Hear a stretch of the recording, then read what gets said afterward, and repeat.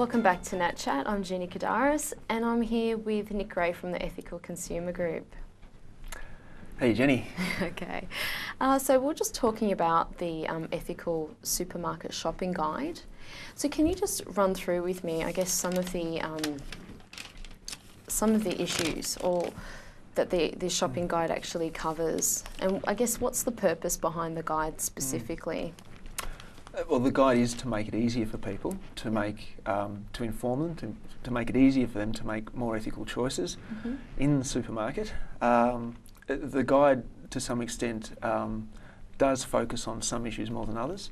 So throughout it, there's a blurb on a whole spectrum of issues, from fair trade to do with labour and wages issues at the grower end, to net genetic modification, animal cruelty, packaging, whole spectrum of issues.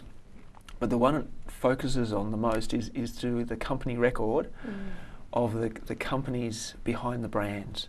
So how do you actually assess the companies in your guide, which we've got here? How do you actually assess the companies in terms of whether or not they're ethical? Well, it's a relatively simplistic system, and it's using secondary sources. So there's a whole lot of sources, about 25 sources that are listed in the back of the guide, and they range from voluntary covenants like the National Packaging Covenant to third-party assessment like the Greenpeace True Food Guide. And we've basically looked at those, and then if companies have received criticisms, they actually get a cross, and if they haven't received criticisms and they have praises, they get a tick. Okay.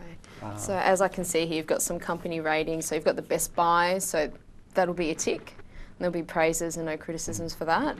If there's no information, you've just got the little dash. And boycott all, they're the ones who have received ongoing international criticism. Yeah. Is that correct? And to some extent, that's kind of an entry point for people using the guide. There's a whole lot of multinational companies that have been doing things that are kind of deemed as common practice within the industry.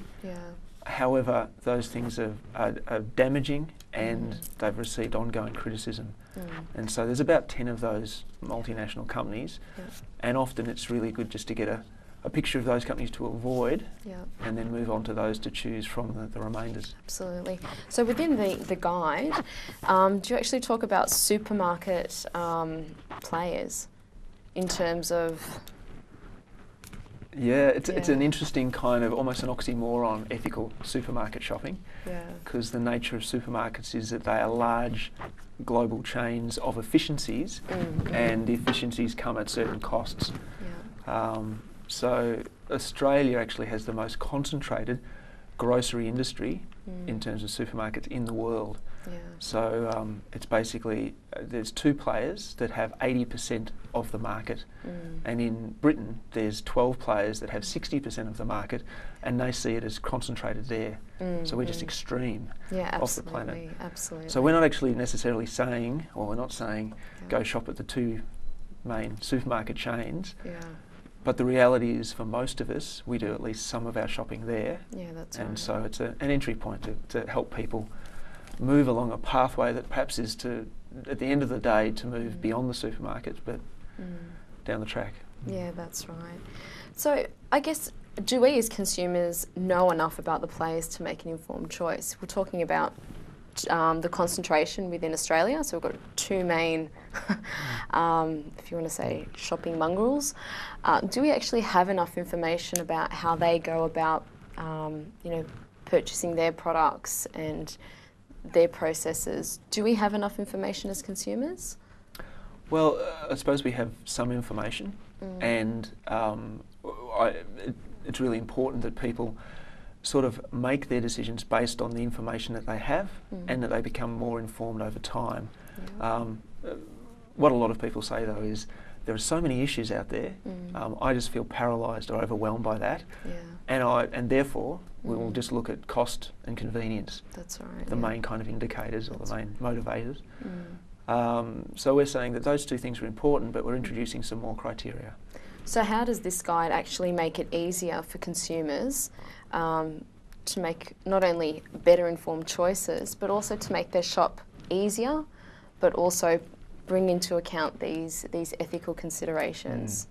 Does it actually have, you know, a guide in terms of the product and whether it's the best product that that person can buy within that shopping? Within their shopping? Yes and no. It's simple on one level, but it's not as simple as we'd like it to be, because it's a whole lot of complex issues. What we'd like, one important factor is it really does depend on what you value as to what is a best buy or a better buy. Yeah. So the reality is it's about prioritising the things that we value. Yeah. So for example, most people say, it is important that we don't put chemicals into our soil that degrades the soil over time. So I would choose organic. Yeah. And at the same time they say, well, it's important that we don't increase our carbon footprint unnecessarily in terms of the energy it takes to ship or fly goods from long distances overseas, food miles. Yeah. But often finding products that meet both those criteria is difficult. Yeah. So we do need to prioritise. Yeah. Then again, we do come across products like this one, and I'm not pushing particular products. Yeah. However, I am pushing certain features, and this in my mind is a best buy. Toilet paper, everyone needs it. Yep. This is recycled content toilet paper, so it's been used, that the paper has come from other sources. Post-consumer waste, so it's paper that's come from, it's been out amongst us and gone back to be reprocessed. Yeah. Non-bleached, paper wrapped, but the thing that makes it especially good for me is that it's made in Laverton, which is just down the road from Footscray where I live. So it has a short, small imprint in terms of food miles or travel miles. So we don't have too many of those best buys like that, but yeah, it's good to find them. Okay, well thanks for that, Nick. We're just going to a break. You're watching Nat Chat and we'll just be going to a break.